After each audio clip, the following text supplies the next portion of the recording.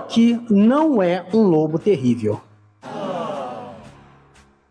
É isso aí. Cientistas discordam que lobos terríveis tenham retornado da extinção. Inclusive, universidades famosas já se manifestaram em suas redes sociais, como essa aqui, de paleoecologia. Eles disseram aqui, este não é um lobo terrível, é um lobo cinzento com qualidades de lobo terrível. Mas o que está acontecendo? O DNA utilizado para a reconstrução desse lobo terrível foi extraído de um dente de 13 mil anos e de um crânio de 72 mil anos. A Colossal, a empresa responsável pelo desenvolvimento desses lobos, pegou o DNA de lobos cinzentos existentes, o parente vivo mais próximo do lobo terrível, para se assemelhar a esse DNA antigo. O DNA antigo, ou melhor, os restos do DNA antigo não foi inserido. Ele apenas serviu como modelo. Por isso, muitos cientistas já estão se manifestando dizendo que isso não é um lobo trazido da desextinção. A Colossal está utilizando esse termo inadequadamente. Inclusive, estão dizendo que um DNA antigo, recuperado, de fósseis, é como você pegar um DNA fresco e colocar num forno de 500 graus durante a noite. Ele é fragmentado como restos de poeira e não servem para fazer alguma coisa. Então, a Colossal produziu um lobo cinzento com características de lobo terrível. Qual a sua opinião sobre isso? Vocês querem ouvir a minha? Vocês sabem que eu pego pesado mesmo na opinião, não tem mimimi.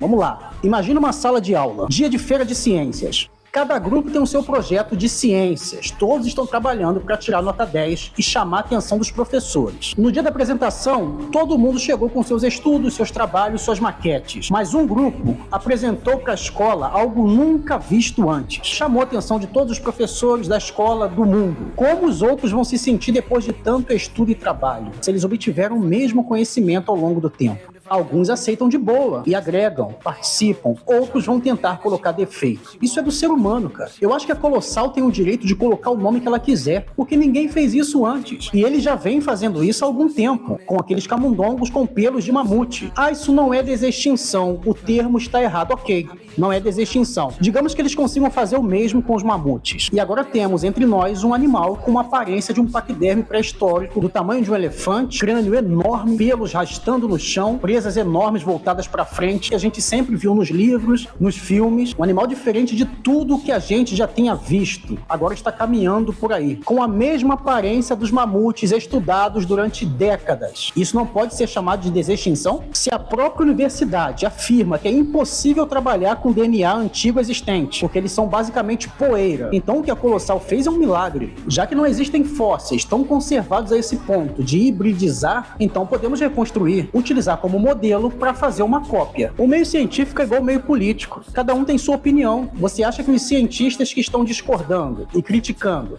se tivessem tido a ideia antes ou participado do projeto desde o início, estariam indo contra? Conseguem compreender o que eu estou falando? Imagina que a Colossal faça o mesmo com o Smilodon, o que é quase impossível, porque não tem parentes tão intimamente relacionados como os canídeos. Então seria algo muito parecido com o leão, só que com os caninos longos, que é o cartão visita do Smilodon. Tecnicamente não seria o Smilodon, até porque ninguém sabe a aparência real desses animais. E essas imagens que a gente tem é só um ponto de vista, de acordo com os fósseis e com os animais atuais.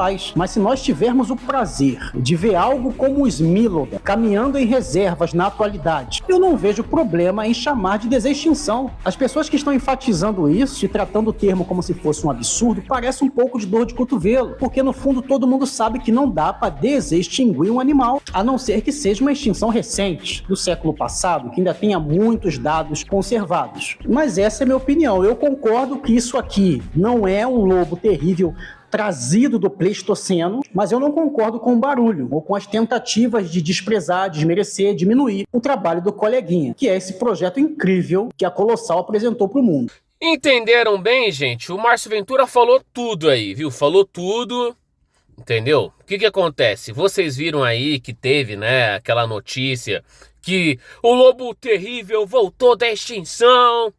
Agora ele já não é mais uma espécie extinta, ela retornou, enfim. Na verdade, gente, é um lobo cinzento, sim, aprimorado, com genes justamente do lobo terrível. Por quê? Por causa dos fósseis que foram bem preservados, né?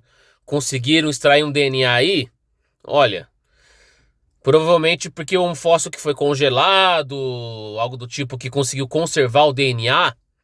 Porque, gente, não adianta você utilizar um fóssil bem preservado porque ele foi mineralizado, tá cheio de minérios ali, entendeu? De minerais, melhor dizendo.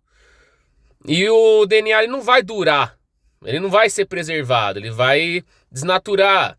Assim como as partes moles, né? Músculo, pele, os órgãos, as vísceras, que vão o quê? Vão ser decompostos pelos micro-organismos. Agora, o restante, eles vão encher de minerais, vão fossilizar.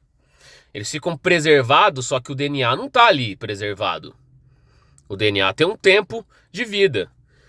Então, precisa de uma forma de poder manter o DNA vivo por muitos anos, que é uma delas é através do gelo, né? Porque os lobos terríveis habitavam selvas congeladas, né? Como as tundras, enfim. Por isso que, de alguma forma, eles conseguiram obter, através de ossos, de dentes, né? Do crânio de lobos terríveis, o DNA para poder introduzir em um lobo cinzento. Aí vocês viram um lobo aprimorado, com habilidades, com vantagens que o lobo terrível apresentava. Mas não é um lobo terrível que voltou da extinção. Tá exatamente correto o que o Márcio Ventura quis dizer. Então, no caso do mamute, a gente pode possivelmente ter um elefante asiático evoluído em termos. Ele teria habilidades do mamute, entendeu? Teria genes dele, mas não seria um mamute totalmente reintroduzido na natureza ou no cativeiro, enfim, um espécime que retornou da extinção. Isso já é impossível, gente, porque a gente teria que ter 100% do DNA preservado. Aí é uma coisa bem complicada, porque também na época o tempo geológico era outro, a ecologia não era a mesma, os recursos eram diferentes.